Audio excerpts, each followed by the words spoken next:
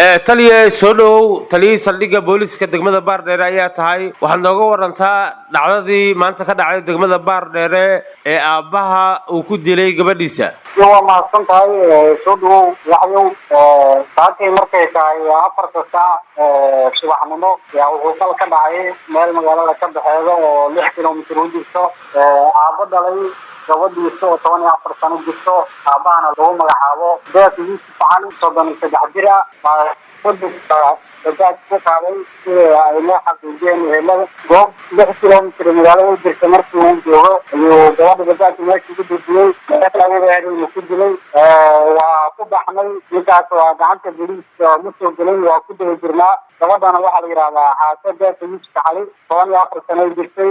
meeskeedana waa keenay magaalada keenay asagana waa ku daba jirnaa insha Allah waxaan rajaynaynaa inaan gacanta ku soo dhignaa rajaynaynaa bacda soo shaqan waa aad baan waxaan u samay laakiin insha Allah waxaan rajaynaynaa inaan sharciga horkeeni doono waa tahay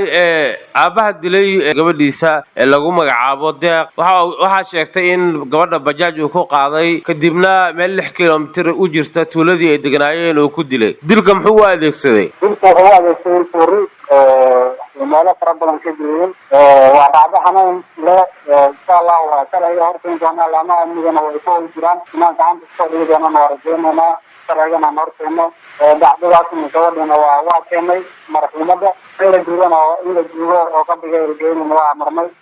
baarisna waa dhiman oo ku dawdirna sidaan ka shaqeeyay doona wixdan ma jiraan dad ehelada gabadha ah oo aad xiriir la sameyseen ama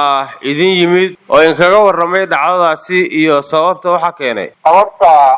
waxa keenay gabar yar baa yahay oo ayadii aabeed baa kumaaday waxyaabo la xiriira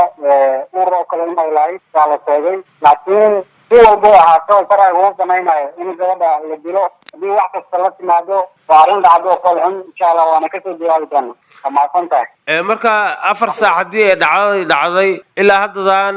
booliska ninkii gacanta kuma hayo ma laga soo haray mise wali waa lagu daba jiraa oo maadaama meesha magaalada ay ka baxsan tahay waa ku daba jirnaa insha Allah waa meel fara badan baa wacnay socod fara badan baa ku jirnaa ama amnigana dhammaan waa wargelinay annagoo dhan baa ku howlan gacantana ku soo dhignaa rajaynayna bismillaahi kariim waa tahay shacabka agaarkaasi ku nool ama degmada Baardheere hadii uu soo galo maxaad ugu baaqi lahayd si ninkaasi gacanta loogu soo dhigo waxaan ugu baaqi lahaa inay nagala qayb qaataan ninkaas eedeysanaha oo falka fooshandiisay inay nagala qayb qaataan insha Allah gacanta booliiskana ku soo tumaan ama reportiisa ay keenaan meel alla meesha ku maqlaan intaas ayaan shacabka Soomaaliyeed ka codsanay deegaanka Baardheere insha Allah waana dhacdo falxan si wada jirina ugu qayb qaadana dhammaan waan ka codsanayaa